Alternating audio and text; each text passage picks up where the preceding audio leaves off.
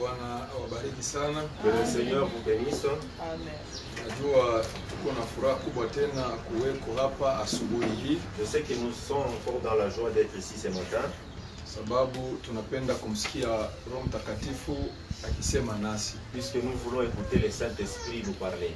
Na ninaamini hakika Roho Mtakatifu atasema nasi. Et je crois que l'Esprit Saint va parler avec nous. Na ndio maana bila kukawia, c'est pourquoi sans perdre le temps, nataka tusome maandiko. Je voudrais que nous puissions lire les Écritures. Tuko katika kitabu ya Marko. Nous sommes dans le livre de Marc. Marko katika sura yake ya 5. Marc chapitre 5. Msomaji atusomee kuanzia kuanzia 21 hadi 24. On va nous lire au 21e verset jusqu'au 24e verset. Kisha atatambuka atasoma 35 hadi 43. Puisqu'il va nous lire aussi le 35e au 43e verset. Kwa hiyo nahitaji kusimama wakati wanapotusomea neno la Bwana. Hata wale wanaotufuata katika ibada kwenye mtandao nitawaomba muda huu wasimame pia, sababu tunataka kusoma pamoja neno la Bwana. Et ceux qui nous suivent en direct, je vous demande de vous tenir debout puisque nous voulons lire la parole du Seigneur. Karibu kwa msomaji. Marc 5, 21. Karibu juu ya sauti, wenye kufuata pia wafuate. OK. Marc chapitre 5, 21-24, ensuite 35 jusqu'à 43. Nous lisons la parole de Dieu au nom de Jésus. Amen. Jésus dans la barque regagna l'autre rive, où une grande foule s'assembla auprès de lui. Il était au bord de la mer. Alors vint un des chefs de la synagogue, nommé Jairus, qui l'ayant aperçu, se jeta à ses pieds et lui adressa cette instance prière. Ma petite fille est à l'extrémité. Viens, impose-lui le main, afin qu'elle soit sauvée et qu'elle vive. Jésus s'en alla avec lui, et une grande foule le suivait et le pressait. 35. Comme il parlait encore, survinrent de chez le chef de la synagogue de gens qui dirent, « Ta fille est morte. Pourquoi importune davantage le maître ?» Mais Jésus, sans tenir compte de leurs paroles, dit au chef de la synagogue, « Ne crains pas, crois seulement. » Et il n'est permis à personne de l'accompagner, si ce n'est qu'à Pierre, à Jacques et à Jean, frère de Jacques. Ils arrivèrent à la maison du chef de la synagogue, où Jésus vit une grande bruyante et de gens qui pleuraient et poussaient de grands cris. Il entra et leur dit, « Pourquoi faites-vous du bruit et pourquoi pleurez-vous? L'enfant n'est pas morte, mais elle dort. » Et il se moquait de Jésus. Alors, ayant fait sortir de tout le monde, il prit avec lui le père et la mère de l'enfant et ceux qui l'avaient accompagné. Il entra là où était l'enfant et la saisit par la main et lui dit, Talita Kumi, ce qui signifie, jeune fille, lève-toi, je te l'ordonne. Aussitôt, la jeune fille se leva et se mit à marcher, car elle avait 12 ans, et elles furent dans un grand étonnement. Jésus leur adressa de fortes recommandations pour que personne ne sût la chose. Et il dit qu'on donna à manger à la jeune fille. Amen. Bwana asifiwe sana. Asubuhi ya leo tunapenda kujifunza somo inayosema kwamba aujourd'hui nous voulons apprendre le thème qui dit ceci, kusudi apate kuokoka na kuishi. Afin qu'elle soit sauvée et qu'elle vive. Haleluya. Amina. Kusudi apate kuokoka, afin qu'elle soit sauvée na kuishi et qu'elle vive. Kwa nini Yairo alisema kwamba, pourquoi Jairus a dit ceci? Bwana, Seigneur, uje umwekee mwanangu mkono, viens imposer la main à mon enfant, kusudi apate kuokoka na kuishi, pour qu'elle soit sauvée et qu'elle vive. Kwa msemo mwingine tunaweza kusema apate kupona. En d'autres termes, nous pouvons dire qu'elle soit guérie. Ila ukasikia kusema kwa Biblia ya Kifaransa, si tu écoutes le parler de la Bible française, wanagusia apate kuokoka. On dit qu'elle soit guérie, qu'elle soit sauvée. Haleluya. Amina. Apate kuokoka na kuishi. Qu'elle soit sauvée et qu'elle vive. Haleluya. Amina. Wapendwa, Bien-aimés,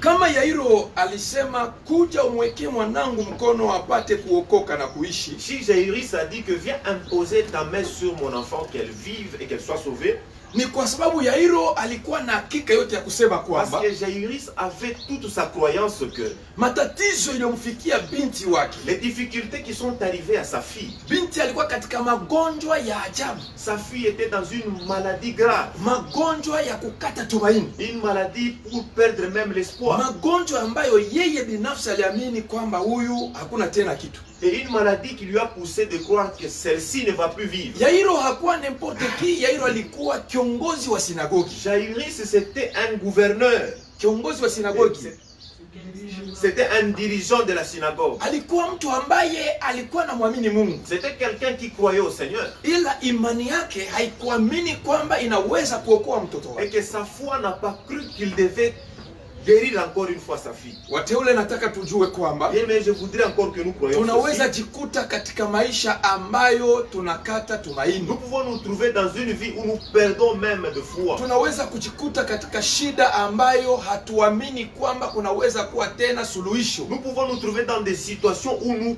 perdons même l'espoir qu'il peut y avoir encore une Yale autre ambayo tunafikiri hakutakuwa tena solution yoyote. vie. Et que nous pensons qu'il n'y aura même plus d'autres solutions. Ilimfikia pia na Yairo. Cela est arrivé aussi à Jairus. Aliangalia hakuna daktari anaweza kuya kumponya Il mwanake. a vu qu'il n'avait pas de docteur qui devait guérir sa fille. Aliangalia hakuna waganga, hakuna wachawi, hakuna waguzi wanaoweza fanya kitu kwa ajili ya uzima wa mtoto Il a wake. vu qu'il n'avait pas de magiciens, tous ceux qui devaient guérir encore une fois sa fille. Ila akaenda kuangalia kwamba Mais il est allé regarder que, ikiwa mimi nimeshindwa, et si moi j'avais échoué, ikiwa madaktari et que wameshindwa, si les docteurs avaient échoué, kunaweza kuwa mmoja tu, il y a quelqu'un, ule ambaye anaweza kuleta suluhisho, celui qui peut donner la solution. ni mtu wa Yesu C'est Kristo. la personne de Jésus-Christ. Yairo akamua anasema, Jairus s'est levé. kwa yale yanayoshindikana kwa Ce mwanadamu, qui est impossible alors, acha tukampelekee yule asiyeshindwa. laisse-nous allons donner ça à Nataka ce nikwambie Seigneur. kweli, Je voudrais te dire la vérité. kuna mmoja asiyeshindwa. Il y a quelqu'un qui n'échoue jamais. Kuna mmoja Il y a asiyeshindwa. quelqu'un qui n'échoue jamais. Yale ambayo tumeshindwa sisi, Tout ce que nous avons échoué, nous, kuna mmoja il y a asiyeshindwa. quelqu'un qui n'échoue Yani jamais. anaweza yote, Et que lui réussit à tout. anahitaji ni kumwamini tu, Il est appelé à le croire anahitaji seulement. ni kumkaribisha Il tu, est appelé à l'approcher seulement. anahitaji ni kumwachia shida yako. Il est appelé d'abandonner ses Unajua problèmes kuna à lui. watu ambao hawajawahi kutua shida yao kwenye kuwa Vous Yesu. savez, il y a des gens qui n'ont pas encore abandonné leurs problèmes à Jésus. Nakumbuka katika Biblia inasema, Je me rappelle dans la Bible, que dit Yesu ceci. anasema njoni kwangu Jésus a dit, venez à nyinyi moi, wote mnaosumbuka tout ce que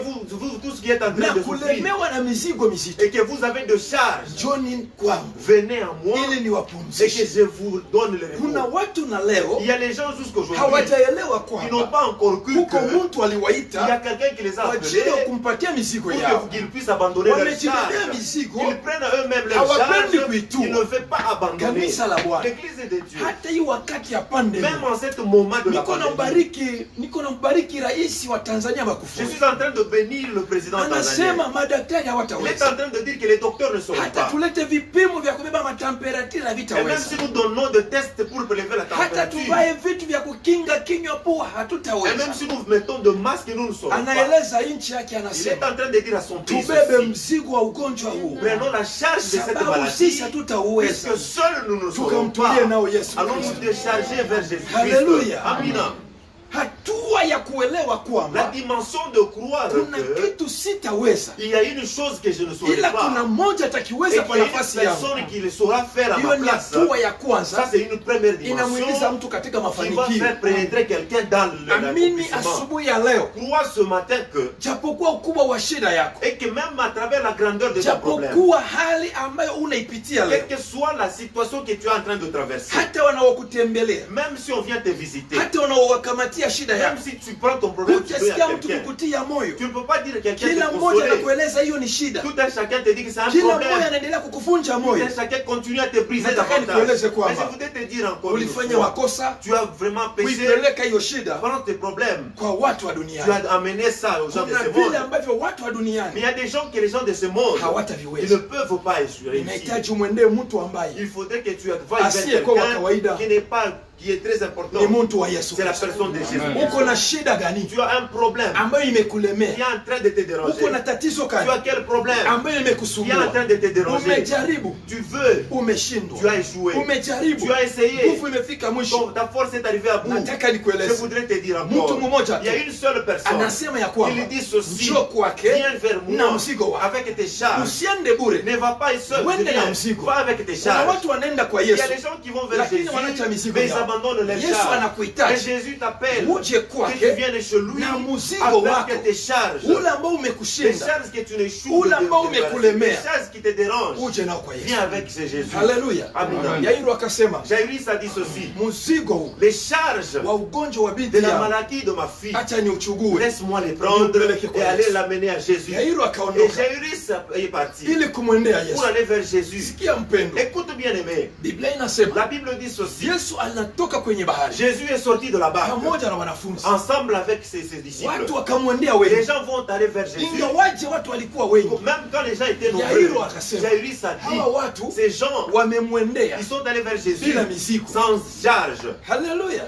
Mimi sitaenda kama Moi, wao, je ne vais pas y aller comme eux. mimi ninaenda na Moi, je mzigo. vais y aller avec les Na ndio fardeaux. maana alienda Et quand il est parti, akafika kwenye miguu ya il est Yesu, arrivé au pied de Jésus. akajitupa, Il s'est jeté. akamwambia Il a Bwana, dit au Seigneur: nimekuja na mzigo moi, je suis venu avec mon na huu fardeau. mzigo Et ces fardeaux, nimeutoa miguuni je les kwako, dépose devant tes pieds. kuja ukafike nyumbani Viens kwangu, d'arriver à ma maison uweke mkono et que tu wako imposes ta juu main ya binti wangu au-dessus de ma fille ambaye et qui est dans yuko karibu kufa. et qui est à bout et qui veut mourir. Haleluya. Amen. Karibu kufa. Qui veut mourir. Haleluya. Amen. Karibu kukata roho. Qui veut mourir.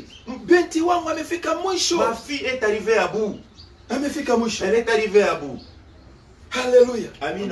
Hapa kuna tena suluhisho Il n'y nyingine a plus d'autre solution kama sio wewe. si ce n'est que toi. Uje Bwana. Viens Seigneur. Uje Bwana. Viens Seigneur. Nakusihi. Je t'en supplie. Uje Bwana. Viens Seigneur. Ukamwekee Pour que mkono. tu ailles imposer ta main. Kanisa la Bwana. L'église de Dieu. Kisha kumwambia hivyo, Après qu'il ait dit cela à Jésus, Yairo akamweleza, Jairus a dit encore: utakapomwekea et quand mkono tu vas imposer ta main binti wangu à ma fille, ataokoka. elle sera sauvée. Ile ni kitu cha Ça, kwanza. c'est la première des choses. Nataka nigusie Je kwanza kuokoka, voudrais toucher au salut. sababu anasema ataokoka, Puisqu'elle va dire qu'elle sera sauvée. kisha anaongeza kitu cha pili, Puis elle ajoute la deuxième chose. ataishi. Et elle va vivre. Kuokoka Être sauvée na kuishi et vivre. ni vitu C'est viwili deux choses vya kuachana. différentes. Ninataka niseme kitu. Je voudrais dire ceci. Yesu na wanyang'anyi wawili, Jésus, na wanyang'anyi wawili kujua kumsalaba, avec Deux brigands. ces deux à la croix, wakati alikuwa na wale wanyang'anyi wawili, quand il avait ces deux gens à la croix, Biblia la inasema Bible dit ceci. huyu brigand moja Et le premier brigand, akamwambia, il lui a dit ceci: Bwana, Seigneur, si wewe ndio ulikuwa unaokoa wengine, c'est toi qui étais en train de sauver les autres. utuokoe, Sauve-nous. ututoshe kui kifo, Sors-nous de cette mort tuishi. et que nous vivions.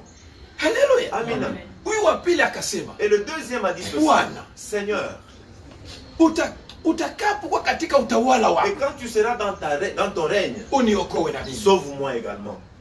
Haleluya. Amen. Kuokoka Être sauvé, ni tofauti na kuishi. c'est différent de vivre. Haleluya. Amen. Mnyang'anyi wa kwanza alipenda aishi, hakupenda kuokoka. Le premier brigand voulait vivre et ne voulait pas être sauvé. Kuna watu wengi leo wanapenda kuishi katika Il y a dunia, beaucoup de gens qui veulent vivre dans ce monde, lakini hawajali wokovu. mais ils ne veulent pas être sauvés. Haleluya. Amen. Usiishi katika dunia Ne vis pas dans ce monde pasipokuwa na wokovu. sans être sauvé. Okoka Et être na sauvé, kisha et uishi. puis que tu vives. Ninamwelewa vizuri Yairo, Pour donner à Jairus, sababu ya nini alipenda wokovu pourquoi wa il a mtoto voulu le wake, salut et pourquoi il a voulu la kisha vie. akapenda na kuishi, Où il a préféré aussi la vie. sababu alielewa ni vitu viwili Parce tofauti. qu'il a cru que c'était deux choses différentes. Wanyang'anyi wawili, Et ces deux brigands, mmoja alipenda le premier voulait kuishi, vivre Yesu awatoshe katika kifo, et que le Seigneur le sorte de la mort waishi. pour qu'il vive. Mnyang'anyi wa pili Le alipenda deuxième brigand voulait, hata akifa, même s'il ila devait Yesu mourir, amwokoe. mais que le Seigneur le sauve. Katika wa wawili, Entre les deux mmoja personnes, alipenda wokovu, seul voulait le salut alipenda kuokolewa Il voulait être sauvé na moja alipenda et kuishi. l'autre voulait vivre. Biblia La inasema Bible dit, atakayependa kupoteza maisha celui yake qui va préférer perdre kwa sa vie ajili ya Kristo, pour le Seigneur, huyu ataishi. celui-ci Na vivra. yule atakayependa Et kuishi celui qui pasipo préférera vivre Kristo, sans Jésus, huyu atakufa. celui-ci mourra. Haleluya. Amen. Unapoishi katika dunia, Quand tu vis dans ce monde, usipende kuishi juu ya kuishi. ne préfère pas vivre pour vivre. Ishi pamoja na wokovu. Vis ensemble avec le salut. Na ndio maana Mungu alimtuma C'est Yesu. pourquoi le Seigneur a envoyé Ni Jésus kwa sababu alijua tuko naishi. pour qu'il savait que nous sommes en train de vivre Tusiishi kwa ajili ya et que kuishi. nous ne devons pas vivre pour Tuishi vivre. tukiwa Nous tumeokoka. devons vivre et à être dans le salut. Haleluya. Amen. Msemo wa wokovu Et les paroles du salut unajenga wema wa Mungu katika utele wote. est en train de construire la bonté de Dieu dans toute sa divinité. Ukiokoka, Et que si tu es yani sauvé wema wa Mungu et que la bonté du kwa Seigneur utele wote dans toute sa utakuwa ndani ya grandeur maisha et yako. sera dans ta vie. Na ndio maana utakuta C'est pourquoi tu vas trouver mtu ambaye ameokoka quelqu'un qui est sauvé. hana na boka Il n'a peur hata bwa kufa, même de mourir. sababu kifo Parce que la mort haiko ndio mwisho wa kuishi. n'est pas la fin de la vie. Haleluya. Amen. Kifo kinamwondoa mtu katika La dunia, mort sort quelqu'un de cette lakini vie, anaendelea kuishi mais il continue à vivre katika wokovu. dans le salut. Na ndio maana cha bei C'est pourquoi ta vie, sio uzima, ce n'est pas la vie. kitu cha bei Et ce qui est ni cher, kuokoka. c'est d'être sauvé. Usitamani kuishi Il ne faut pas préférer bila vivre kuokoka. sans Ishi être katika sauvé. dunia Vis dans ce monde ikiwa et que umeokoka, quand tu es sauvé, sababu mtu mwenye et que kuokoka quelqu'un qui est sauvé, hata akitoka katika dunia même s'il sort de ce monde, ataendelea il va- kuwa akiishi. il va continuer à vivre. Haleluya. Amen. Kuna uzima baada ya kutoka katika dunia. Il y a la vie après avoir quitté ce monde. Haleluya. Amen. Kuna watu wanaishi hapa Kongo, Il y a les gens qui vivent au Congo, kuna watu wanaishi il y a Tanzania. les gens qui vivent en Tanzanie. Unaweza kutoka Kongo Tu peux quitter le Congo unaenda et que Zimbabwe, tu pars au Zimbabwe. kukongo Et au watakuona, Congo, on ne va pas te voir. lakini Mais kuzimbabwe au wanakuona Zimbabwe, on va te voir. na uzima Et la unaendelea. vie continue. Sasa watu wengi Et que beaucoup de gens, wanaogopa kifo. ils craignent la mort. Mpendwa, Bien aimé, kifo la sikiogope. mort, il ne faut pas en avoir peur. Ogopa Aie peur, kukosa uzima, manquer la vie, kukosa wokovu. manquer le salut. Hii ndio kitu cha Ça, kututisha. c'est ce qui doit nous faire peur. Haleluya. Amen. Yesu akamwambia yule mnyang'anyi wa pili ya kwamba Jésus a dit au deuxième leo verset, utakuwa pamoja naye aujourd'hui tu seras avec katika moi utawala, dans le règne, katika uzima. dans la vie. Mpendwa, Bien aimé, tukiwa pamoja na si Yesu, nous sommes ensemble avec ingawaje Jésus, tunafika mwisho wa uzima même katika si nous dunia, sommes arrivés à la fin de la tutaishi vie de ce pamoja monde, na nous Yesu. allons vivre avec Jésus. Haleluya. Amen. Ndio maana C'est anasema pourquoi il dit ceci. ninapiga hoti, Je suis en mtu train de toquer. akafungula Si mlango, quelqu'un m'ouvre, nitakuja kukaa moi kwake. je vais rester Yesu chez lui. akikaa ndani Si yako Jésus reste na en wewe toi, unakaa ndani ya et que Yesu, toi tu restes en lui, hautakufa, tu ne vas pas mourir, utaendelea tu kuishi. vas continuer à Na ndio vivre. maana Yesu C'est anaita pourquoi Jésus appelle watu wa namna les ile gens de cette ya kwamba manière hawakufe et qu'ils ne vont pas lakini mourir, wamelala. mais ils sont en train de dormir.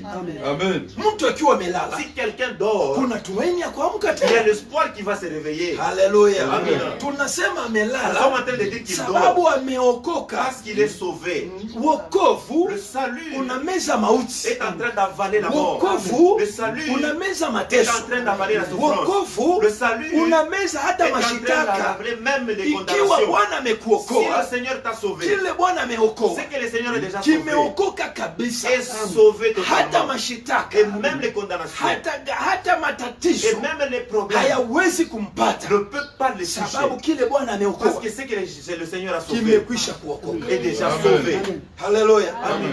haleluya. Amen. Yairo anasema Jairus a dit, nataka je umuokoe. voudrais que tu les sauves. Yani katika msemo Et mwingine que dans le même parole, alikuwa na tumaini ya il kusema avait l'espoir. ikiwa hata katika Et dunia que si même dans ce mtoto monde, wangu hataishi, ma fille ne va pas ila vivre, et ninachokitaka que ce que je veux, Bwana et amuokoe, que le Seigneur le sababu sauve. wokovu haupatikani kwa mtu yeyote. Le salut ne se trouve pas à toute Anayeleta personne. wokovu Celui qui donne le salut, ni Yesu peke c'est yake. Jésus-Christ. Ndio maana Biblia C'est inasema pourquoi la Bible dit, hakuna njia il n'y a ingine, pas d'autre chemin, hakuna mlango il n'y a mwingine pas d'autre porte qui va utakayotuingiza nous faire entrer katika uzima wa dans la vie milele. éternelle. Mlango ni moja Une tu seule porte, ambao ni Yesu c'est Kristo. Jésus-Christ. Haleluya. Amen. Sina na mashaka Je n'ai pas d'autre ya problème kuhakikisha et kwamba d'assurer que Yesu Kristo Jésus-Christ, ndiye mlango pekee c'est la yake. seule porte. Amen. Na yeye mwenyewe anasema, Et lui-même dit mimi ceci. ndimi njia Moi, je suis le chemin. ya kweli. La vraie chemin. Yaani msemo Et mwingine, que d'autres paroles. manjia ni mengi, Et qu'il y a beaucoup de mengi ni ya chemins. vya bongo, Et que beaucoup de chemins lakini sont njia ya mauvais. Mais kweli la seule vraie ni chemin, mie peke c'est yake seul Jésus. ambaye Baba Et que alimtuma le Seigneur m'a kuwa envoyé mpatanishi pour que je sois wa celui qui va mwanadamu relier na muumba l'homme wake. et Dieu. Haleluya. Amen. C'est Jésus seul qui a réconcilié l'homme et son Ni créateur. Mungu Yesu mwenyewe ndio aliunganisha Mungu na mtu.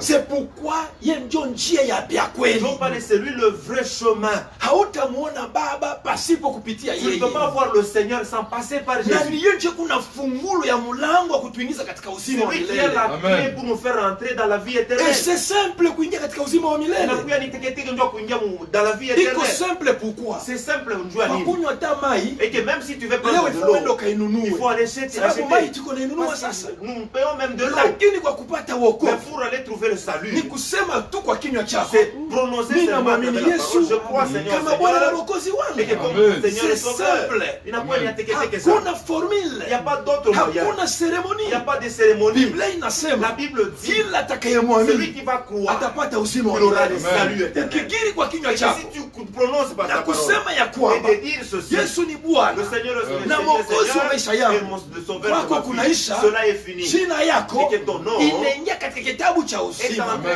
dans le livre de la vie. Ninataka mtu aseme asubuhi ya voudrais leo, que quelqu'un dise ce ninamwamini matin, Yesu Kristo je crois au Seigneur Jésus. kuwa Bwana na mwokozi wa Et maisha que mon yangu. sauveur et mon Seigneur. Haleluya. Amina. Ujishangilie Et que tu kwanza vas d'abord umeokoka. parce que tu es sauvé.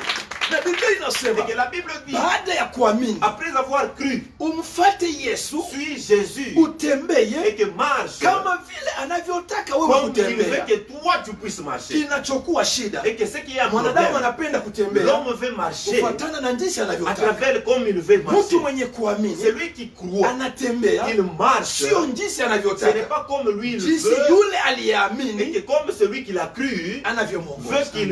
qu'il marche. Haleluya. Amen. Yairo Jairus, akajua ya kwamba il savait que mwanangu anaweza kuokoka, mon enfant peut être sauvé ila et que ninaweza kumkosa katika je dunia. peux le manquer dans ce monde. Hatuokoki sababu ya kukimbia Nous kifo. ne sommes pas sauvés pour fuir la mort. Haleluya. Amen. Hatuokoki sababu coronavirus Nous itatuangamiza. ne sommes pas sauvés pas pour fuir le coronavirus. Tunaokoka Nous sommes sauvés sababu ya kupata pour uzima avoir la wa vie milele katika Yesu Kristo. éternelle en Jésus-Christ. Haleluya. Amen. Na ndani sasa ya Et wokovu qu'à l'intérieur du salut, tunamwomba nous Bwana demandons au Seigneur atupe qu'il nous uzima donne la vie. kama vile Yairo alimwambia, Et comme Jairus Bwana avait dit, umwokoe. Seigneur, sauve-le. Kisha Après kumwokoa avoir sauvé, napenda je voudrais aishi, qu'elle vive de sababu leo nouveau. Bwana anaweza Parce que kukuokoa, même toi, le Seigneur peut te Na sauver. anakuchukua leo Et leo. qu'il te prend aujourd'hui. lakini Mais utapata nini comment, qu'est-ce que tu kama auras taji si tu ile ya prends kutumikia? et que tu n'as pas encore Voilà travaillé? pourquoi Yairo C'est alisema pourquoi Jairus a dit ceci. umwokoe Sauve-la na umwache et aishi, que tu la laisses sababu vivre. ndani ya Parce wokovu qu'à l'intérieur du inabidi salut, atumike il faudrait qu'elle travaille akamate pour taji. qu'elle trouve Kuna la watu couronne. wengi watapata Et que uzima wa beaucoup de milele, gens auront la vie lakini éternelle, hawatapata mais ils n'auront taji. pas de couronne. Kinachomletea mtu Ce qui taji donne à quelqu'un la sio couronne, kuokoka, ce n'est pas le salut, sio ce kuamini, n'est pas de ni croire, mais kazi. c'est le travail, c'est l'œuvre. Unamtumikiaka Mungu kazi Quand tu gani? fais l'œuvre pour le Seigneur, Ile ambayo utapatia c'est que taji, tu vas avoir la couronne. kwenda kupekua, Aller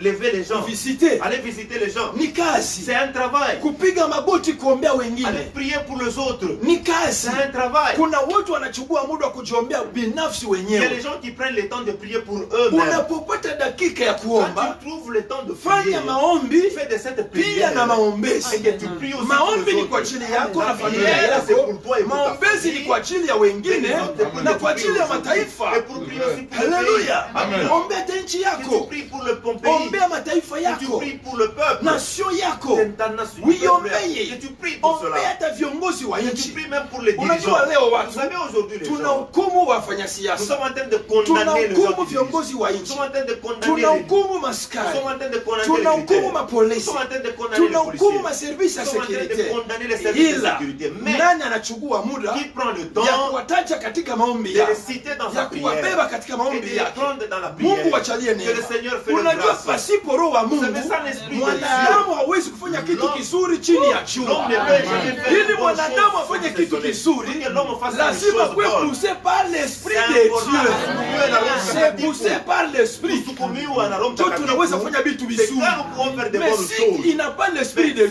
Kama sina na roho ya toi tu Mungu, penses qu'il peut te fournir quoi? unaona sema anaweza kuletea Anaweza nini? kufanya nini? Il peut faire Kama quoi? sio vile vinatoka mwenye Si akili ce n'est yake. pas ce qui sort de son Tusihukumu esprit. wafanya Ne siasa, condamnons pas les gens qui nous tusihukumu dirigent. Ne maskari, condamnons pas les tusihukumu policiers. Ne mapolisi, condamnons pas les policiers. tusihukumu service ya Ne condamnons securite, pas les gens de service tusihukumu sécurité. hata viongozi Ne wetu wa condamnons nchi. pas les dirigeants de nos pays. Kinachohitajika Ce qui est important, tuwaombee, nous prions pour roho wa eux. Mungu aje Et que kukaa, l'Esprit Saint aje reste, kuwatawala qu'ils viennent régner. pamoja na roho wa Ensemble Mungu, avec l'Esprit watafundiri Saint, vitu vizuri ils vont amener des vile bonnes vitambariki choses. Mungu Ils vont bénir na Dieu vitatubariki na et qu'ils sisi, vont nous bénir nous lakini également. tukiwa pale kwa ajili ya Mais que si nous kuwasemea sommes mabaya, là pour parler en mal, maskari wetu wa Kongo ni wabaya. les soldats sont mauvais. Tunawambia mapepo ya ubaya Nous sommes en train de iwaingie, leur pousser les wale mauvais watasubiri esprits konsekansi, et que les sio conséquences, wao ce n'est wenyewe, pas sur eux-mêmes, nisiye ça sera raia. sur nous le peuple. Tuseme misemo mizuri kwa Nous allons ajili ya prononcer jeshi des bonnes yetu. paroles pour nos armées. Encourageons nos forces armées. Nous allons prononcer des bonnes paroles pour les armées. Tuseme vizuri kwa ajili ya polisi Nous allons yetu. prononcer des bonnes paroles pour les policiers. Haleluya. Amina. Tusiwaone kuwa Ne maadui, voyons pas qu'ils sont nos ni ennemis. watu wanakesha kwa Ce ajili sont yetu. les gens qui passent leur Unajua nuit mtu pour nous. Vous anayetabika avez quelqu'un, kweli, acha niwaeleze kitu. laisse-moi vous dire une Mtu chose. anakesha usiku, Quelqu'un qui passe wewe toute sa unalala nuit, nyumbani et toi tu dors dans kwenye hii la baridi maison, kali, et avec cette unajifunika souffle-là, blanketi, tu te couvres, yeye anazunguka et kwa que ajili ya lui marche la kukulinda. nuit pour Huyo te mtu unamhesabu kuwa ni protéger. mtu Cette mbaya. personne pense que c'est une Acha mauvaise nikueleze, personne. Laisse-moi vous kama dire. kuna wengine chachu mbaya S'il y a des inawaingia gens qui ni deviennent wingi wa mauvais esprits, mateso c'est la na kukosa pauvreté. kupata Et mishahara. manquer à voir Tuombee quelque nchi chose. yetu Prions pour notre iwalipe pays, mishahara. pour qu'on le paye Mtu bien. akiwa na mshahara wa Quelqu'un qui kutosha a un bon salaire, hana muda wa kuwaza il n'a mabaya. pas le temps de Kuna penser dhambi mal. ingine watu Il y a wanaifanya d'autres péchés que les gens ila font. ndani ya moyo Et qu'à hataki, l'intérieur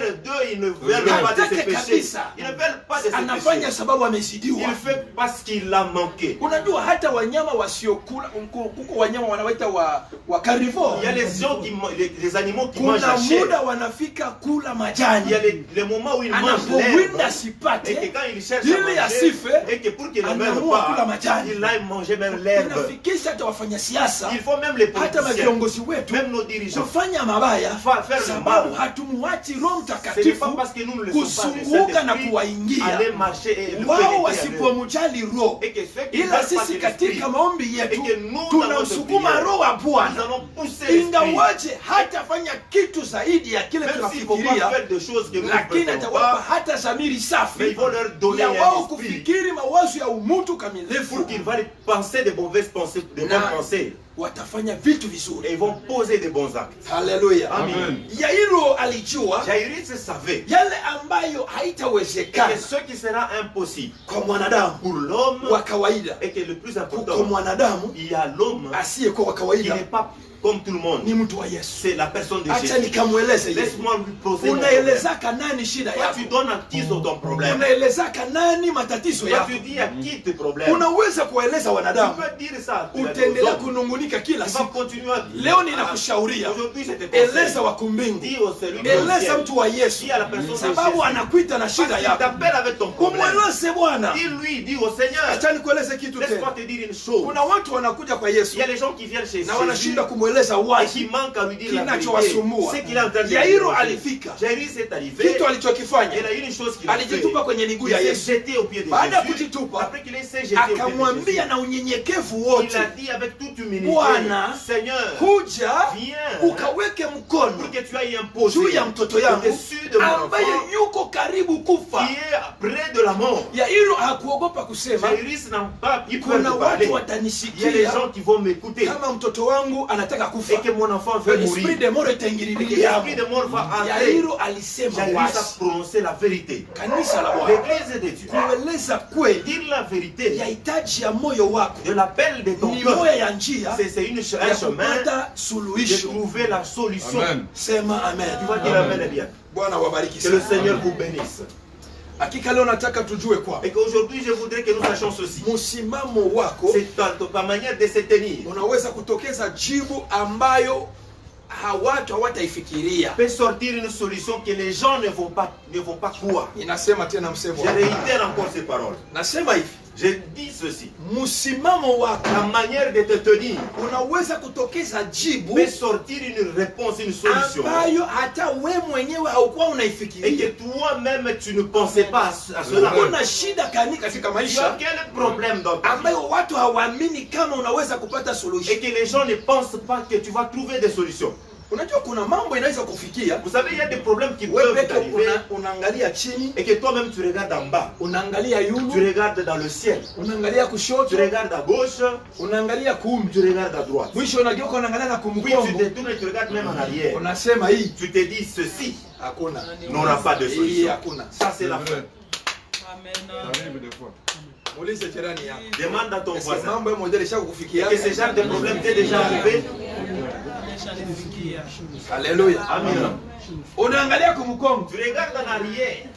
hakuna. Il n'y a pas de solution. Unaangalia Tu kumbele, regardes en avant. hakuna. Pas de solution. Unaangalia Tu kushoto, regardes à gauche. hakuna. Pas de solution. Unaangalia kuume, Tu regardes à droite. hakuna. Pas de solution. Sasa niangalia hata chini. Maintenant je vais regarder en Unaangalia bas. chini. Tu regardes par terre. Nasema utaona hata bila Yesu Tu vas aliandika voir même vidole si Jésus avait écrit avec Ilishaka son doigt. kushimika ni kwa mlongo Cela est ni na. déjà effacé. C'était sur la Unaangalia terre. sana hata kumbingu Quand tu kule vas regarder alienda. même dans le ciel, Mbingu pourquoi il n'était pas haikufungulikie. dit? Le ciel ne s'est pas Unasema ouvert. mie, Tu te dis, moi, c'est fini.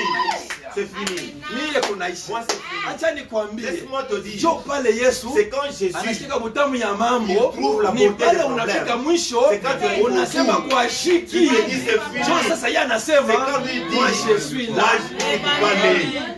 Haleluya. Alléluia. Haleluya. Alléluia. Si ndio vile Yohana alifanyaka. C'est quand Jean Eko te dit, mkisanga Patemos. il est dans le Yohana anaanza kulia Jean anasema commence à pleurer. hakuna. Il n'y a pas de Yohana solution. anasikia sauti inamwambia Et là, il trouve la parole, il Yohane dit, Jean, acha kulia. laisse pleurer. Haleluya. Amina. Nataka na wewe Je wacha voudrais kulia. que tu laisses aussi. Nasema na wewe asubuhi ya leo acha kulia. Ne pleure pas.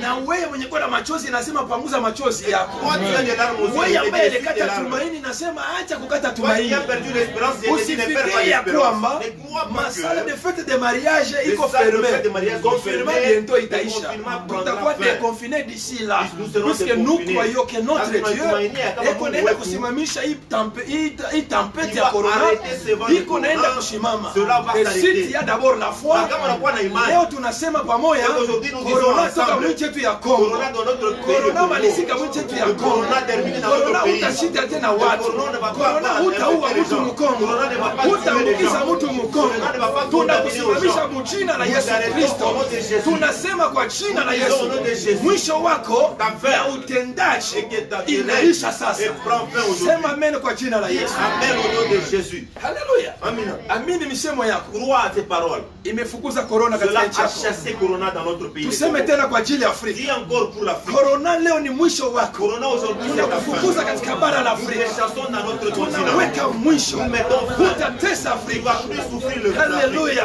Amina. Tuseme kwa ajili ya ulimwengu Nous disons mzima. pour le monde Leo entier. ni mwisho. Aujourd'hui c'est la fin. Tunasema wewe tambele Toi les ya appels. corona. Utatesa tena ulimwengu. Tunafunga nguvu zako katika jina la Au Yesu. nom de Jésus. Haleluya. Amina. Tuwatie moyo ndugu zetu ambao weko kabisa kuesolma kwa ajili ya corona. Nous Tuwaambie kwamba tangia sasa Bwana amemiokoa, ameniponya. Bwana amefanya. Hakuna hata mmoja tena atakufa. Hesabu ya wakufa haitakuwa. Le nombre de morts Hesabu ya wakupona inaanza sasa hivi. Tuna imani katika Yesu Nous Kristo. avons la foi au nom de Jésus. Haleluya. Amina. Bwana anasema kile mtaomba Le Seigneur dit que ce que vous allez prier, mkiamini. croyez que Mimi et niliamini. que moi je crois Nchi yetu que imepona. notre pays est guéri. Afrika imepona. L'Afrique est guérie. Ulimwengu Le umepona. monde est guéri. Mimi nimeamini. Moi je crois. Sababu Bwana Parce anasema que le Seigneur a dit, mkileta mizigo si vous donnez vos charges, inakuwa yake. cela est à moi. Mzigo wa mateso Le hii fardeau de souffrance umekuwa wa est Yesu. à Jésus. Na Yesu na Et yeye que Jésus kazi aussi, yake son travail, alibebaka mizigo yote il a pris toutes ses kabla fardeaux. haijafikia, Avant que cela yakaipigilia kwa msalaba, Lui est yakashuka apporté na sa croix. victoire. Et il est dans la Acha victoire. nikuelezee, Laisse-moi te dire, tunatangaza ushindi wa nous msalaba. annonçons la victoire Yesu de ni la croix. mshindi. Le Seigneur Haleluya. est la victoire. Bwana wabariki Que sana. le Seigneur vous bénisse. Kuna vitu ambavyo Il y a des choses que unaweza kuzani Tu kwamba peux croire que habiwezi kuwezekana, cela est impossible. ile ni wewe, Ça c'est toi. hiyo ni mimi. Ça c'est moi. Lakini acha Mais nikwambie, laisse-moi te dire, wakati Bwana anaanza quand kutenda, le Seigneur commence à ni agir, vile ambavyo tulizani c'est habiwezekana. ce que nous avons cru qui était Ndio vile impossible. vinatokea. C'est ce qui sera possible. Ninaamini Je crois kuna kitu qu'il y a kitatokea une chose qui va sortir katika maisha dans yako ta vie à toi. ambacho ukifikiria, Et que toi tu n'as pas pensé à ambacho cela. kuzania Toi tu kitafanyika, ne pensais pas que cela lakini va kitatokea arriver. siku Mais hizi, cela va se na muda manifester. sio mwingi, Et que le temps n'est pas utaona encore. kitu Tu vas kutokea, voir une chose se sababu manifester. yule ambaye Parce que c'est lui que unayemwamini tu crois. anatokezaka bila vyenye wao kuzania Il vitatokea. manifeste des choses que toi tu ne pensais pas que ça allait Sema se amina mara manifester. tatu, sababu vitatokea. Amen, que cela va se produire. Haleluya, Amina. amini itatokea, Crois que cela va se produire. amini itatokea. Crois que cela va se faire. Jibu ambayo La réponse que Yairo alikuwa nachunga kusikia kwa Yesu Jairus attendait auprès de Jésus, ilikuwa ni kusema c'était de dire que mtoto wako ton enfant anapona, est guéri. lakini Yesu akamwambia Mais Jésus lui a dit, tunaenda, nous allons partir. umenihitaji Tu niende, m'as appelé pour que j'y aille. nakubali, tunaenda. Moi j'accepte, je vais y aller. Wakati Yesu Au moment où Jésus, anakubali kwenda na Yairo, il accepte d'aller avec Jairus, nani angalifikiri qui devait penser eta Yairo aliacha mtoto que yake l'état où Jairus avait laissé sa hata fille, akienda na même Yesu s'il devait aller avec Jésus, pale pale ule mtoto au atapona. même moment cet enfant devait Nani guérir. angalifikiri? Qui devait penser à cela? Kisha kabla hawajaenda, Après avant qu'il soit parti, mjumbe le unamtokea message est venu. Yairo, Jairus, acha kumwangaisha laisse mwalimu, les tourmenter le Seigneur. mtoto Ton enfant anaisha kufa. est décédé. Nani angalifikiri Qui devait penser hivi Yairo anaenda pamoja na et Yesu, que comme Jairus est parlé ule ensemble mtoto avec ataenda Jésus, kufufuka? cet enfant Nani va aller angalifikiri? ressusciter? Qui devait penser à cela? Haleluya. Amina. Kuna vitu ufikirie, Il y a une chose que tu donnes, une chose que tu ne penses pas.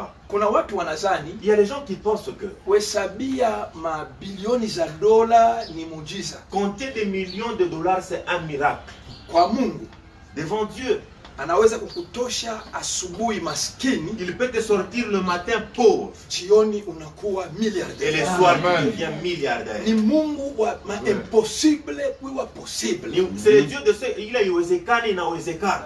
Nani anaamini tuko na Mungu wa impossible kuwa possible? Qui devait croire que Kama kuna unaamini Mungu bila Biblia viwezekana vinawezekana. Si Haleluya. tu crois, tu peux d'abord Amen. Na bouger ta kama main. unaamini, Et si tu crois, nataka leo je voudrais qu'aujourd'hui, kile kilikuwa kwako impossible, kile kikuwezekani kwa Yesu akifanye kwa que le possible. Seigneur le fasse que ça Wakati puisse unasema réussir. amina, Si tu dis Amen. Amen, Yesu anakifanya kwa le Seigneur va le possible. faire que ça soit possible. Haleluya. Amina. Haleluya. Amina. Haleluya. Amina. Kweli tunaweza kujua C'est vrai, nous pouvons savoir. ile kweli wewe unaweza kujua Ce que toi tu veux croire, de savoir réellement juu yako, pour toi-même. na wengine wanajua tena juu Et yako. que les autres savent aussi pour toi-même. Leo Bwana amenituma nikuambie sio kweli. Aujourd'hui, le Seigneur m'envoie te dire que ce n'est pas la Ungelisema amen, vérité. ningeliongeza. Si tu devais dire la même, je devais ajouter. Ninasema tena, Je réitère. ile wewe unajua juu Ce yako, que toi tu connais pour toi-même. ile bantu wanayua juu Et que yako. ce que les gens savent pour Bwana toi. amenituma asubuhi ya Le leo Seigneur est venu et m'a envoyé nikwambie te ile dire. haina De kweli. dire que cela n'est pas la vérité. Kuko kweli Il y ambayo a une vérité wewe que hauijui toi tu ne connais na pas. wale wenye kujua Et que les autres hawaijue ne savent iko pas. juu yako. Qui est au-dessus Hiyo de toi. kweli Cette vérité, Yesu Kristo Jésus-Christ alikuwa anakuchungia nayo était en train de le garder asubuhi ya ce leo, matin. ili uje hapa, Pour que tu viennes ici, ili tufuate kwa et mtandao, pour que tu nous suives à travers le Akutoshe hiyo réseau, kweli. pour qu'on Amen. le sorte cette Haleluya. vérité. Amen. akutoshe hiyo Pour kweli. qu'elle sorte Amen. cette vérité. Mwambie aliye pembeni yako Dis à celui qui est à tes côtés, leo, aujourd'hui, kabla hujaenda kwenye kitanda, avant que tu ne rentres sur ton lit, Yesu atatokeza kweli ya maisha Jésus va sortir la vérité de ta vie. Amina. Mweleze mara ya pili. Dis encore pour la deuxième Leo. fois. Aujourd'hui, Kabla hujaenda kutafuta ndoto kwenye avant kitanda que tu chako, n'ailles sortir le rêve de Yesu ton lit, atatokeza kweli ya maisha yako. Jésus va sortir la vérité pour ta vie. Haleluya. Amen.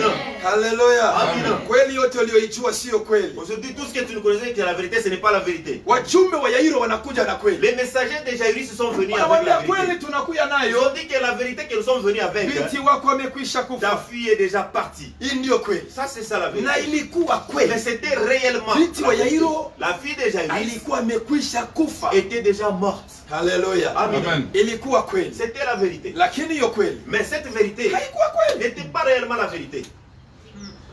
Tunaishi na kweli ambayo siyo kweli. Nous vivons avec une vérité qui n'est pas réellement une vérité. C'est vrai. Nasema tena. Je réitère de nouveau. Unaishi na kweli ambayo siyo kweli. Tu vis avec une vérité qui n'est pas réellement. Kuna watu wanasema kweli juu ya maisha Il y yako. a des gens qui disent la vérité Ya pour ule leur fille vie. aisha kusekamata. Et que cette fille est déjà partie. Ule fille. Cette fille-là, Wala sababu tamuaga tu tena. penses qu'elle va trouver encore le mariage? Sasa tena umenopose mpaka Elle va kwa. pas entrer dans la ménopause. Si ile wanasema ni kweli. C'est qu'elle dit Mais là, mimi c'est nasema la vérité. tena. Mais moi je dis, Ni kweli. c'est la vérité. Ambayo siyo Mais kweli. ce n'est pas la vérité. Amen. Sasa ni kazi. Et c'est Wewe travail. sasa atapataka tu Toi, kazi. tu penses qu'il va Na trouver yeye un anabeba bon anatembea na Et lui moto. roule encore Si ile wanasema ni kweli. Mimi nakwambia sema Mais moi je te dis, pamoja na ile kweli ensemble ya avec cette mais vérité, kweli mais moja la vraie vérité, iko hapo. il existe. Yenye baba yasema. Et qu'eux-mêmes n'ont pas encore prononcé. Wala wewe mwenyewe Et que yaisema. toi-même tu n'as jamais dit cela. Unajua kuna watu hatamu ndoto ya lotaka tu na yeye anauza kwa moto. Vous savez, il y a les gens même dans le rêve, ils n'ont jamais rêvé qu'ils ont payé un véhicule. Bien kweli. C'est la vérité. Kuko tu watu hatamu ndoto ya lotaka niko na bulula moto Il y a kwa les gens anauza même dans le rêve n'ont jamais pensé qu'il va wala payer. aya lotaka na anavala kanjo mariage iko musali kwa nafanya Il mariage n'a tu. jamais rêvé que lui aussi a Wala un ya mariage. lotaka niko mwavyo iko nenda kwa Il mpele n'a jamais étranger. pensé que lui aussi dans un avion allait dans un pays étranger.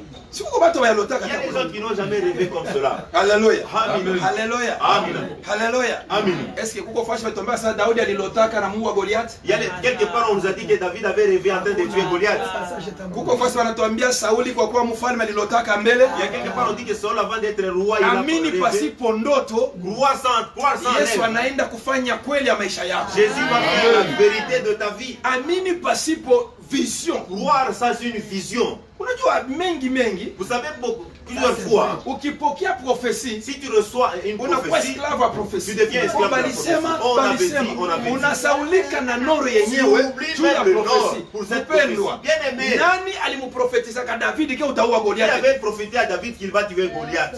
Haiko prophecy itakufanya kweli ya Mungu mu maisha yako. Ce n'est pas la prophétie qui va faire la Kile vérité dans ta vie. kitafanya Ce kweli qui va faire la ni vérité, wokovu c'est le salut na kuishi et na vivre uzima. avec la vie. Amen. Biblia nasema kukingaliki tumaini kwa mwenye kuishi. La Bible dit qu'il y a encore de l'espoir à Sababu celui uko naishi qui vit. mimi natabiri kweli ya maisha yako ikupate kuanzia leo. Parce que tu Amen. vis et prophétises la vérité dans ta vie que ça te touche aujourd'hui. Haleluya. Amina. Haleluya. Amina. Wanamwambia acha kumwambia mwalimu mtoto amekufa. On dit que laisse t'embrouiller le maître, ton enfant est mort. Ni kweli. C'est la vérité. Binti alikufa. Sa fille était morte. Lakini acha tuone matokeo ya njia ya tumaini ya Yairo. Mais laisse-moi dire qu'on voit la vérité de la foi de Jairus. Nasema acha tuone matokeo ya njia ya tumaini ya Yairo. Laisse-moi que l'on voie le résultat de l'espérance de Jairus. Kitu cha kwanza, La première des choses, Yairo Jairus, alipoona ukubwa wa shida yake, il a vu la grandeur de son problème. alijua ni wapi ataenda kupeleka shida yake ama kutafuta solution ya shida yake. Il savait où aller amener son problème pour trouver la solution à cela. Ile ni jambo la kwanza. Ça, c'était la première des choses. Katika maisha yako, Dans ta vie à toi, unapopambana na shida, quand tu trouves un problème, unapokutana na tatizo, quand tu arrives devant un problème, ujiulize ni demande-toi, wapi nitaenda kutafuta suluhisho. où est-ce que je vais aller trouver la solution? Yairo aliangalia, Jairus a regardé. nikienda kwa madaktari, Si tu vas je vais chez le docteur, kuna bile wanaweza na bile il y a wanashindwa. ceux qui le sauront et ceux qui ne le sauront Nikienda pas. kwa wafumu, Si tu vas chez les féticheurs, kuna il y bile wanaweza na bile a ceux qui le wanashindwa. sauront et ceux qui ne le sauront Juu pas. wangalikuwa nawezaka Parce que vyote, s'ils kama se mbele wafumu réussissent, wamegalaki wa mashiki, si les féticheurs ne devaient pas être pauvres, hutaona mfumu eko natembea mu magari ya bei, on n'a jamais vu un féticheur yeko nafanyia marcher dans une bantu voiture chère. dawa ya makuta. Mais lui fait pour les gens. Siafanye vya bure. miracle pour Mais l'argent. unaenda na kulomba Mais makuta, quand tu vas, il te demande juu akupatie l'argent pour makuta. qu'il te donne l'argent. Wa. Quoi, ça? Haleluya. Amen. Unaona ile mambo hii. Ça, c'est quel problème?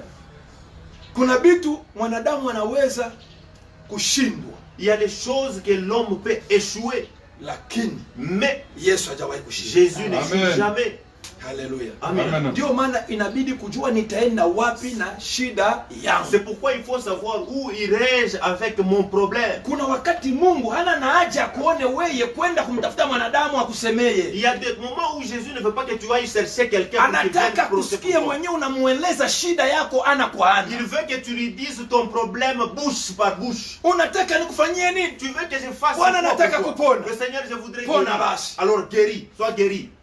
Usitafute mtu akainterprete. Ne cherche pas quelqu'un puisse aller parler pour toi. Kuna shida ambayo ingia, piga magoti, mwambie Bwana, niko mtoto wako, nisikie shida langu ni hii, 1 2 3, unatoka. Il y a des fois où il faut dire ton problème directement à Jésus et tu sors. Unajua watu siku hizi wanaenda kuja kwenye majangwa, kwenye milima. Il y a beaucoup de gens qui vont remplir les déserts et les montagnes. Wanafikiri kuna suluhisho. Ils pensent qu'il y a des solutions. Suluhisho iko ndani ya wokovu. La solution est dans le salut. Ukiokoka, Si tu es sauvé, Yesu anakaa ndani yako. Jésus habite en toi. Hata ukimwomba kwenye barabara, Et même si tu pries dans la route, il atakusikia va t'écouter. sababu yuko Parce ndani qu'il yako. est en toi. Sio kwamba ukienda kwenye Ce n'est mlima. pas parce que tu vas aller à la Unajua leo montagne. Wakristo wa Lubumbashi wanaingia katika Il y a mazoezi. beaucoup de gens, des chrétiens. Na ndio maana qui sont esprit dans les ya habitudes. incredulité inapanda sana. Pourquoi l'esprit des incrédulités Wengi monte en hawaendi kwa sababu ya kukutana na Yesu. Beaucoup de gens ne vont pas Wanaenda pour aller juu ya rencontrer mouvement. Jésus. Ils y vont pour Twende le ni mouvement. kuchangwa. Allons à la Wanaenda montagne. juu ya esprit de masse. Ils y vont pour cet esprit-là. Na unamkuta Et tu les trouves. alishinda kwenye mlima Il a échoué à la montagne. Mkurudia. Et en rentrant. na mafuta aliacha munyumba, Et lui, watoto wanamwanga. les enfants ont tout versé. Ufikiria hivi mafuta yanamwangika na Arrivé bunga avec unamwangika. la farine. Mama alikuwa kumulima kia kwanza. La maman était à la montagne. Matushi inaanza Commence kuchomoka. à injurier aux Matushi enfants. inaanza.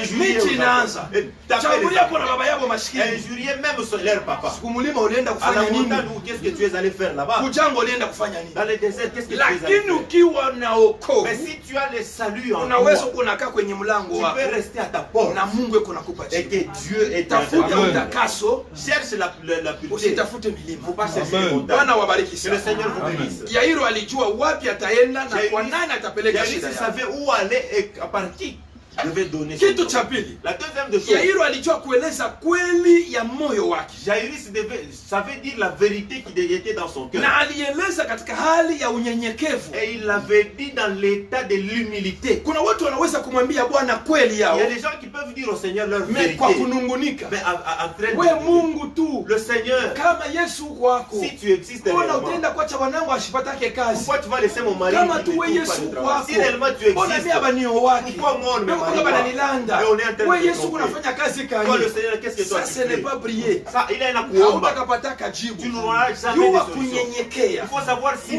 Bwana, Le Seigneur, uliniumba tu m'as créé mwanamke, comme étant femme. uliniumba Tu m'as créé mwanaume, en mettant un homme. sababu Parce siku que moja niwe baba wa jamaa, un jour que je sois un père de siku moja famille, niwe mama wa que jamaa. un jour je sois une mère de famille, Ikupendeze que leo, cela te plaise, unikumbuke na pour que mimi, tu te souviennes de moi, unipe ndoa. pour que tu me donnes un mariage. Ninajisikia unibariki Je voudrais que tu me na bénisses unyenyekevu wote. avec toute humilité. Bwana atatenda. Le Seigneur Amen. va agir. Haleluya. Amen. Kunyenyekea Bwana. S'humilier au Seigneur. Yairo alijua kunyenyekea. Jairus savait s'humilier. Ikupendeze Bwana, Que cela te plaise. uje ukaweke mkono Pour wako que tu ailles juu imposer ya ta main binti wangu sur ma apate fille. kuokoka Pour qu'elle soit na sauvée apate et kuishi. qu'elle vive. Haleluya. Amen. Yairo alimtakia vitu vikubwa viwili Jairus a voulu deux grandes choses. Être sauvé na kuishi. et vivre. Alipenda binti aishi. Il voulait que sa fille Yairo alikuwa na vive. besoin siku moja anapata mkwe. Jairus avait besoin Anakuja d'avoir kuna ile un mali, jambe. Avait un anasikia vile jambe. wazazi wanashikiaka. Asper. Basi akufa tena utakuja mali ya mfu. Utakuja mali ya mfu. Haleluya. Amen. Bwana wabariki sana. Amen. Kitu cha tatu, La troisième de choses, Yairo alibakia katika msimamo wa tumaini yake. Jairus est resté dans la fermeté de sa foi. Japo wingi wa vipingamizi wala muda uliopita. Et que beaucoup de temps était, même si beaucoup de temps était passé, Kulikuwa maobstacle. il y avait beaucoup de Et puis kulikuwa temps ya il mrefu. y avait aussi beaucoup Mais de temps. Yairo Mais Jairus hakushanje atmosfere ya imani yake. n'a pas changé l'atmosphère, la constance de sa foi. Unajua njoo hapa kuko probleme ya Vous bantu. savez, c'est là où il y a un problème des gens. Anaweza kuomba. Il peut prier. Mungu Le anamkubali. Seigneur Mais accepte. sababu anakutana na mankombreme ya mambo Mais s'il trouve mengine, des obstacles d'autres choses, anavunja msingi wa il imani. va briser la base de ta Usivunje foi. msingi wa Il ne faut pas imani. briser la base de ta foi. Ukavunja msingi wa Si tu imani brises la base de ni cette moja foi, ya kushindwa c'est une de na ton kuto échec. kufanikiwa. Et que tu vas pas Ukibakia réaliser. katika msimamo wa Si tu imani, restes dans la constance de ta ingawaje foi, unapambana na et matatizo que même si mengi, tu affrontes des Yu problèmes, asema sache kile que kitakuwa kitatoka kishindaji c'est ce qui sera ni vainqueur. kile Bwana C'est ce alikupatia, que le Amen. Jésus t'avait donné. sio kile wanadamu Ce n'est wanakutwika. pas ce que les hommes t'ont chargé. Haleluya. Amen. Bwana tusaidie Que le sana. Seigneur Amen. nous aide. Ingawaje muda Et que même si les temps Wakati Yesu anaitika kwenda na Yairo, Quand Jésus a accepté d'aller avec Jairus, habakutoka sur place. ils ne sont pas allés Bomu au même moment. kutoka, Quand ils devaient bantu sortir, banakuya kumzubilia les gens Yesu. sont allés bloquer Jésus. Banaanza nabo kuplede mahitaji Ils ont yao. commencé à donner leur Malgré problème. yabo ilifuata. Même si Mais le leur est Yesu assis, akusaulika le Seigneur a donné hitaji ya Yairo. la Sababu gloire de ilimgusa. Jairus, parce que cela avait touché Na Jésus. likubali. Et il avait accepté. Haleluya. Amina. Hitaji yako ikishakubalika mbele ya Même si Mungu, ton appel est déjà accepté, devant ingawaje Dieu, encombrement, même il y a des encombrements, ingawaje unaweza kupata shida kubwa, même si tu as un grand problème, tu trouves un grand problème, ingawaje inaweza kuchukua muda même mrefu, si cela peut prendre beaucoup de temps, ila mwisho Yesu mais ataitimiza. la finalité, Amen. c'est que Jésus va réaliser ce Hallelujah. qu'il a fait. Amen. Muda ulipita Le temps était passé. mpaka na binti akakufa, Et jusqu'à arriver que sa fille était morte. na wajumbe wanatoka Et kunyumba, les messagers sont sortis de beko sa natafuta maison. Yairo eko Ils wapi, cherchaient où était mpaka Jairus. wanafika na Mais kwenye quand il est arrivé là où était wanamletea Jairus, miyumbi ya on kusema lui a amené les messages. binti Il dit, kule ta fille, anakufa, elle est morte. kuna kawia, Tu as traîné. ulipasha kuya haraka na Tu devais venir Bwana, rapidement mais avec le plus que Seigneur. unakawia, Parce que binti tu kule étais anakufa. ta fille est morte. Mais maintenant turudie wendo kamuziki. Rentrons, allons enterrer ta fille. Yairo Jairus, hakushanje atmosfera, hakushanje hatua ya imani il yake. n'a pas changé la constance de sa Anze foi. kumwambia Bwana, Et allez dire au Bwana, Seigneur, Bwana, le Seigneur, pourquoi tu as traîné? Pourquoi tu as traîné, Seigneur?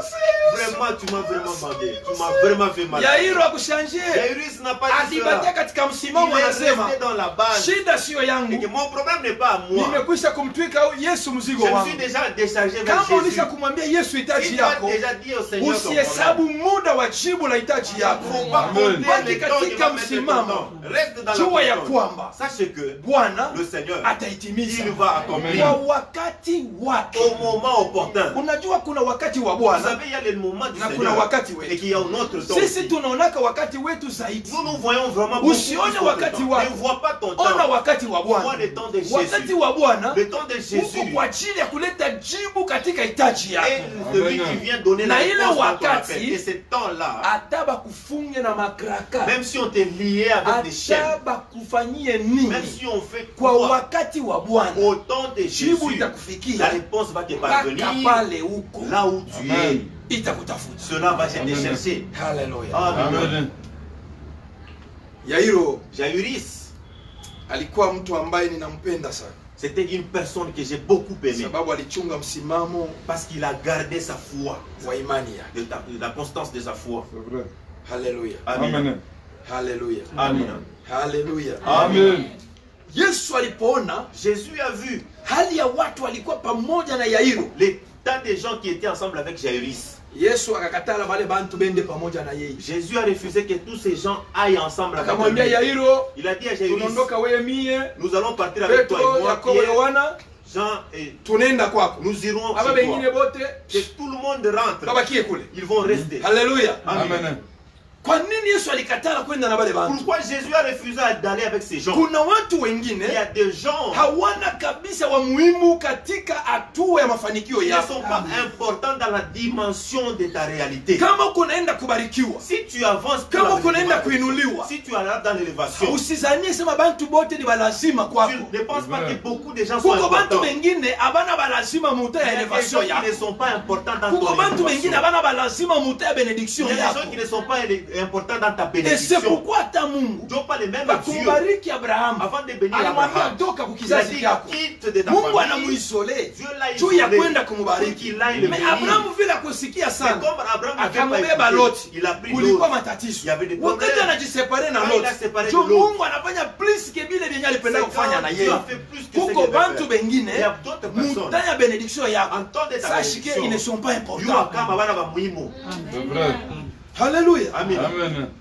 Yesu anasema Jésus a dit, Yairo, Jairus, ama bote abatenda na tous shida. ces gens ne vont pas partir Nasema avec nous. katika msemo wa J'ai imani, dit avec des paroles de foi, asubuhi ya leo, ce matin de ce jour, Mungu aliyeniita, le Seigneur qui m'a appelé, Mungu le aliyenichagua Seigneur qui m'avait choisi, akusimamishie qu'il l'élève, kikosi kia bale banakuzunguruka tous les gens qui t'entourent, pasipokuwa baraka sans kwako, être important, pasipokuwa faida kwako, sans être intérêt à ta bénédiction, akusimamishie qu'il le bloque, magonjwa les yanayokuzunguka, gens qui t'entourent, akusimamishie Qu'il umaskini unafuatana na maisha les yako, gens qui suivent ta vie, akusimamishie qu'il arrête magonjwa inayotembea les katika maisha maladies qui yako. marchent dans ta Bwana vie. isimamishe, Que le Seigneur arrête haina cela. importa iendelee. C'est pas une lazima. Pokea ile neema mchina la Reçois cette Yesu. grâce au nom de Jésus. Haleluya. Amina.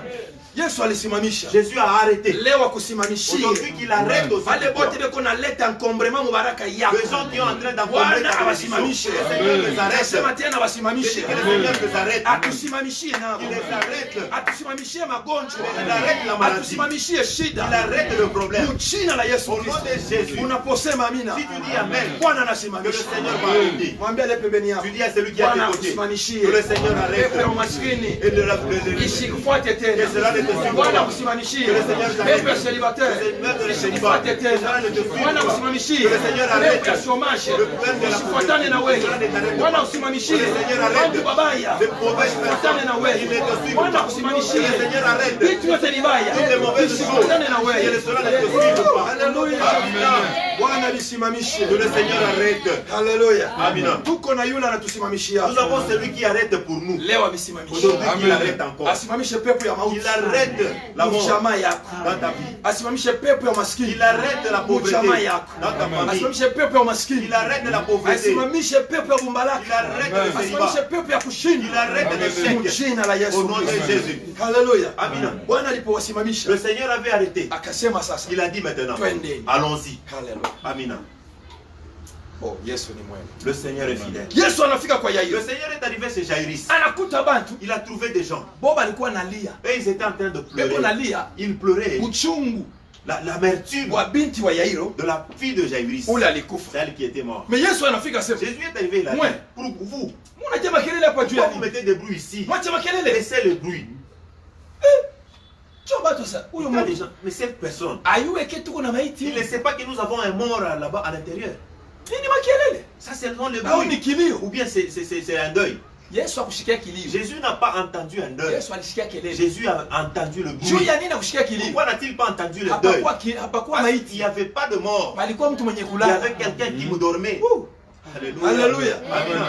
Hapakuwa Il maiti. n'y avait pas de mort. Kilio Le bana deuil, kiweka fashi peko on maiti. le met là où il y a un mort. Unakuta tu mtu yuko nalala. Tu trouves quelqu'un en train de Mutaanza dormir. kumulia. Pourquoi va-t-il en train de Muko pleurer? bichwa sawa. Est-ce que vous êtes Ndio normal? vile Yesu C'est alibaonaka. quand Jésus Bale les a vus. wote balikuwa Les pale. gens qui étaient Ni ba là-bas, maongolo. c'était les Mongols.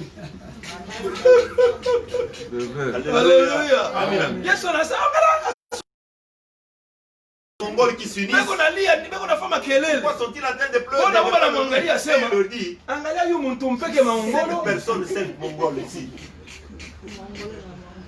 Tuko nalia mtu akufa yeye anatuambia sema analala. Nous pleurons un mort et lui nous dit qu'il dort. Sasa maongolo alikuwa ni Yesu. Et que le Mongol était Jésus. Hapa maongolo balikuwa ni bo. Ou le Mongol était eux. Maintenant il faut tujue maongolo alikuwa wa Mais wapi. nous devons savoir que qui était. Sema amen. Amen.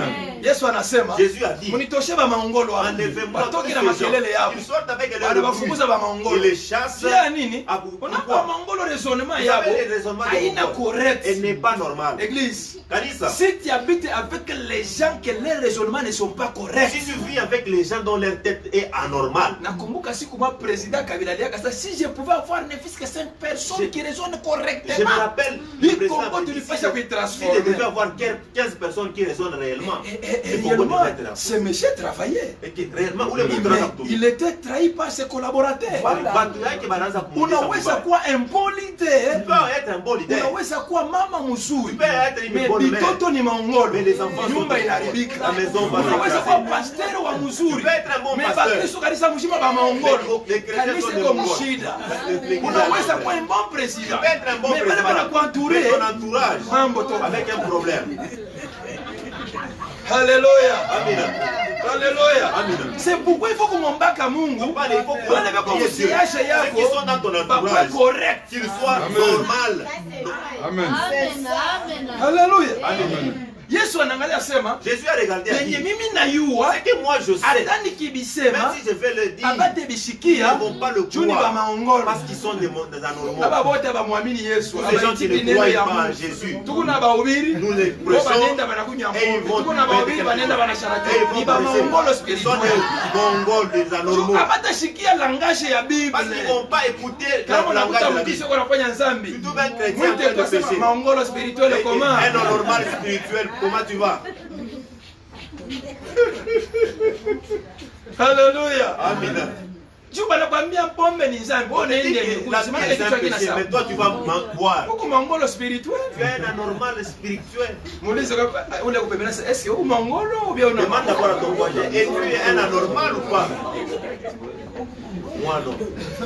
Alléluia. Amen. Acha nikwambia sema Petro, Yohane, Yakobo na Yesu na Yairo. Hier, Johan et Jairus, Coalition de 5. leur union G5 bale. de G5 Jo walikuwa ba noma ce sont ongolo. les gens qui étaient normaux. Mais wale wengine bote Mais les autres, walikuwa ba maongolo. ce sont les gens anormaux. Pourquoi? Vile Yesu alikuwa anafanya Parce que pale. ce que Jésus faisait, Habakunishikia. elle ne devait pas Habakuielewa. écouter et il ne devait pas croire. Ukaisi na batu Si abakuelewi, tu vis avec les gens qui ne te croient pas, utateseka. tu vas souffrir. C'est pourquoi Yesu alikuwa anawafukusha. Donc, pas les- Jésus les chassait, il les enlevait de sa vue.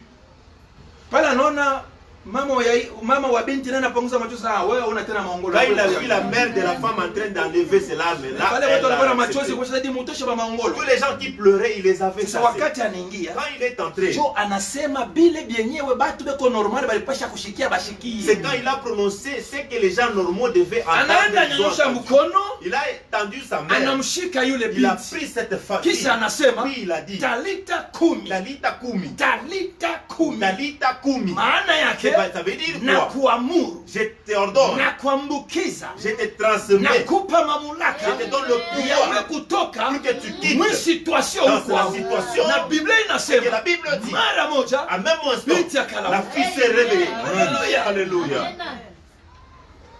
Binti La akalamuka fille s'est levée. juu ya nini? Pourquoi? Alipokea kitu. Parce qu'il a reçu une chose. Niko najisikia Je me sens ce matin. leo kupokea kitu Aujourd'hui de recevoir une sio chose. kutoka kwa Ce n'est mwanadamu, pas venant d'un homme, kutoka kwa mais Yesu. venant de Jésus-Christ de Nazareth. Ukijisikia na wewe Si tu te sens aussi, ile esprit ya découragement ulikuwa cet nayo, esprit de découragement que tu kwa portais, bengine na busubibu leo ulikuwa na susi, même ce matin tu avais les soucis. ikiwa hii neno Et umesikia que si tu as écouté na cette parole, hauna maongolo et spirituel, que tu n'es pas un anormal imani spirituel, yako itapokea ta kitu. foi va recevoir une Hawe chose. kutoka hapa huko naenda Avant de sortir, pour que tu utakutana rentres chez na toi, baraka yako. tu vas rencontrer ta Kabla bénédiction. hii mwezi haiyaisha, Avant que ce mois ne termine, kabla hii mwaka haiyaisha, avant que cette année ne termine, utakutana na tu vas baraka. rencontrer ta bénédiction. Haleluya! Hata wanaonifuata kwa njia ya Même ceux qui mtandao, me suivent dans les réseaux, ninakueleza amini, je te dis, crois seulement. amini tu, Crois seulement. amini kabisa. Crois réellement. Yesu Jésus-Christ, anaweza. il peut. Alipoingia ndani ya nyumba ya Quand Yairo, il entre dans la maison de Jairus, alisema msemo moja il a tu, prononcé une seule Talita parole. Talita kumi, Kumi. na kuamuru. Je te l'ordonne. Kazi ya Yesu Et l'œuvre du Seigneur, ni kuamuru. c'est de t'ordonner. Kile anaamuru Ce qu'il ordonne, ça kitatokea. va se produire. Kama leo Et qu'aujourd'hui, Yesu anaamuru si Jésus ordonne, Kongo kupata et que salama, le Congo puisse trouver la iwe paix, vita, et que cette iwe guerre, ugonjwa, et que cette la iwe maladie, mapandemi, et que ça soit la maladie, Yesu amuru Jésus qui Kongo l'ordonne, kupata et que le salama. Congo trouve la solution. Amini leo Crois réellement, kuko kile Yesu anafanya il y kwa a ajili ya une nchi chose que yetu, le Seigneur va faire pour kile notre Yesu pays. anafanya kwa ajili ya Il y a une wafanya chose siasa. que le Seigneur va faire pour les Kwa leo politiciens. tunateswa, Et que même si aujourd'hui nous wafanya souffrons, siasa les politiciens, hawaelewani, eux, ils ne s'entendent pepo pas. ya matengano, Et que l'esprit de pepo ya divorce, uharibifu inatembea. l'esprit de Mais destruction. Mais leo kwa aujourd'hui, jina la à Yesu travers le nom de Jésus, nimeamini je crois wafanya siasa, que les politiciens, Yesu anawaambia moyo mpya, Jésus va anaenda créer un kuwapatia bon pepo va leur mpya, donner un bon ile cœur. itawainspire qui va leur donner la matokeo force, mazuri kwa de ajili ya bons nchi yetu. résultats pour notre pays. Hakuna damu Il n'y itamwangika, a pas de sang qui va couler. hakuna mabaya Il n'y a pas de itatokea, mauvais qui vont se produire. hakuna watu kugombana Il y a kwa pas de gens qui vont se makabila, combattre. hakuna vifo Il n'y a kuonekana, pas de morts qui vont se hakuna produire. ugonjwa Il n'y a pas kuendelea. de maladie qui va Ninasema na continuer. wabinti weko J'ai dit hapa, avec le fils qui watu sont ici. walisema juu Il y a yako, les gens qui ont Roho prononcé des Mtakatifu morts. anasema L'Esprit Saint dit ile watu et que ce walisema que les gens ont dit, haina kweli. cela n'est pas vrai. Amini asubuhi ya Et que leo je crois ce ndoa matin. yako Et imeanza. que ton Amini problème asubuhi ya commence. leo Crois ce matin. mwezi hautaisha, Et que le mois ne va mwaka pas hautaisha. terminer. L'année ne va pas Wanapeleka terminer. pesa Ceux qui donnent kwa l'argent ajili ya fiançaye yako, pour ta fiançaille. na kuhakikishia Je te crois ce niko matin. namsikia Roho Je Mtakatifu sens l'Esprit Saint me dire. kusema pamoja na Dis mimi ensemble avec ya moi. kwamba kuna kitu Et puis il y a une kitu chose kinaanza qui leo commence katika maintenant. maisha ya watu Dans wengi, la vie de beaucoup de gens. katika nchi yetu ya Dans Kongo notre pays, le kuko Congo. kitu Il y a kitatokea. une chose qui va se produire. Haleluya, Amen. iwe kwa maskari Et wetu, qu'il soit même dans les kuko kitu militaires. Il y kitatokea, a une chose qui va se iwe kwa produire. fanya siasa, Qu'il soit pour les kuko politiciens. kitu Il y a une chose kitatokea. qui va se produire. Biblia La inasema Bible dit vile mbingu c'est inabariki que le ciel bénit. kinabarikiwa. Cela est béni.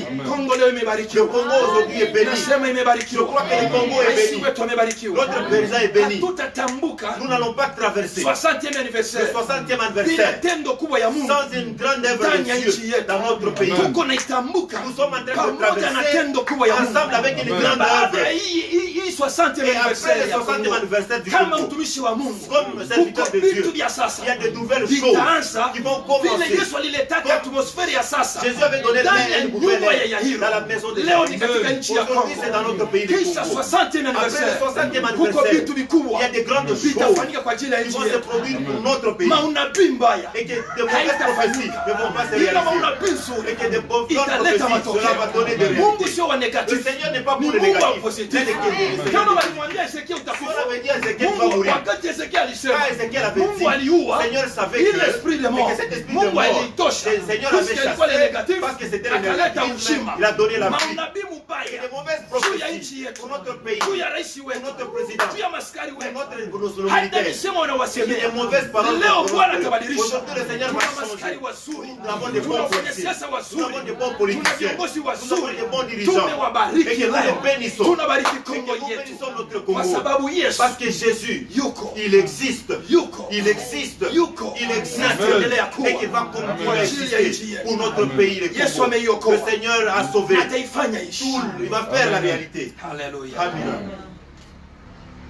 Nataka ufikiri kiloko nini ambayo ilikuvunja Je moyo, voudrais que tu entres maintenant, tu penses, qu'est-ce qui a brisé ton cœur? nini ambayo iliweka mwisho wa kujua kwako, Qu'est-ce qui a mis la fin à ta connaissance? nini ilisababisha wewe kuwa na machozi ndani Qu'est-ce yako. qui a poussé que tu puisses avoir des larmes dans ton cœur? Mpendwa, Bien-aimé, shauri ya familia, les conseils de la famille, association ya kichawi kuungana kwa buloji, haijawahi kuvunja kazi ya cela ne msalaba. peut pas briser l'œuvre de la croix. Ninakiri leo Je confesse msalaba et que la croix wa Yesu de Jésus, ndio historia ya c'est mwisho. la fin de toutes les Hakuna histoires. mamlaka itakapita uwezo wa Il n'y a pas msalaba. d'autre pouvoir qui est au-dessus de la croix. Kupitia kazi ya À msalaba travers l'œuvre de la croix. leo, Aujourd'hui, kila aliyekuwa nyuma ya mateso yako tout ce qui est derrière ta Yesu souffrance, akuachanishe Jésus naye. qui les Yesu délie de toi. akutenganishe naye. Jésus qui les délie de toi. Nasema kweli, J'ai dit de la kila vérité. aliyekuwa juu ya mateso Tout yako celui qui est pour la Yesu souffrance du Congo, atutenganishe naye. que Jésus nous sépare de lui. Amen. haleluya. Amina. Nimeamini Je crois. Roho Mtakatifu katika tendo kubwa, L'Esprit Saint est dans une kuna grande vitu œuvre. Il vinavyofanyishika y a kwa des wakati choses qui se passent en ce moment katika maisha yetu. dans notre Amen. vie. Haleluya. Amina. Pokea muujiza katika Reçois jina la les Yesu. miracles au nom de Jésus. Haleluya. Amina. Haleluya. Amina. Mwisho wa yote La fin de tout, Yesu aliamuru, Jésus a ordonné. inuka, Lève-toi.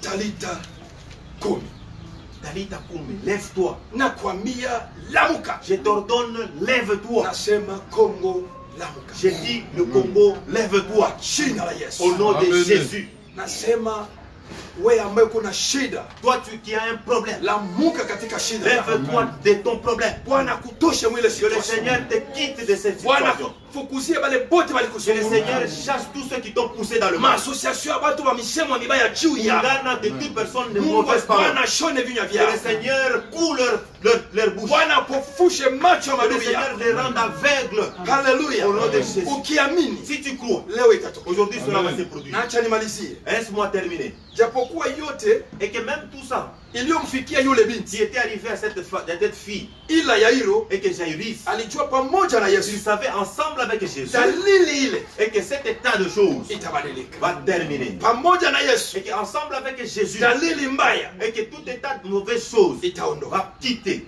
itaondoka. et que va quitter. Bwana anaenda kuleta Le salama, Seigneur est allé donner la paix. ni Bwana wa salama. C'est le Seigneur de la paix. Ndiyo maana msemo wa Yairo alimwambia C'est Yesu, pourquoi les paroles de Jairus qui a dit à Jésus, nimekuja kukubeba je suis venu te ili prendre ukaweke mkono juu ya pour binti que tu ailles yangu mettre ta main sur la fille ambaye qui est amefikia kiwango kia kufa. aux confins de la mort. Kisha Après, alipopata habari ya kwamba quand il amekufa, a trouvé les nouvelles qu'il était Yairo mort, akaendelea kusema, Jairus a continué à dire, nimekwisha kukualika j'ai déjà ukaweke demandé mkono juu ya pour que binti tu ailles yangu. imposer ta main sur Mwanzo ma fille. alikuwa karibu kufa, Avant, elle était au lakini début, à la sasa fin de sa hivi mort, et amekufa, maintenant elle est morte. ila sitageuza Et que imani je ne vais pas yangu, transformer ma ninaenda foi. na Je weye. pars avec Kama toi. ulipasha kumponya alipokuwa Si tu mgonjwa, devais le guérir, yani quand il était unaweza malade, kumfufua et que ambapo tu fais amekufa. de lever comme elle est morte. Ona msimamo wa Yairo. Regarde la constance Même de Jairus. situation pale ilichampire. Namna moya hata pale ilikuwa ya nguvu. Hakuchanger Il n'a pas changé imani yake. la constance de sa Ne foi. change pas ta foi. Usibadilishe imani yako. Alléluia. Amina. Usichange imani Ne yako. change pas la foi. Malgré situation inachampire. Même si hata mambo inakuwa Mambo inaribika sana. le problème est détruit. Usivunjike Il moyo. ne faut pas être brisé. Usichange. Ne change pas. Alléluia. Amina. Nataka usikie Je furaha. voudrais que tu te sentes dans la joie. Parce qu'il y a une chose que le Seigneur est Tunakifanya hapo en katikati train yetu. de faire au milieu de Kama nous. hujawahi kuona, Si tu n'as jamais vu, niko nasikia uwepo wa Mungu je sens la présence du Seigneur kufanya kitu. en train de faire une chose. Hakika. Et que Sikia furaha. sente de toi dans Kuna la kitu joie. kinaenda Il y a kumeka une chose qui na se utaishi paye matokeo. et que tu vas vivre la Mungu foi. awabariki Que sana. le Seigneur vous bénisse. Mungu Que awabariki. le Seigneur vous bénisse. Nataka kila mmoja akunjame kidogo. Je voudrais que tout un Simama chacun mahali ulipo. courbe ta. Tenez-vous debout. Kunjama mahali ulipo. Tu vas courber ta tête là où tu es.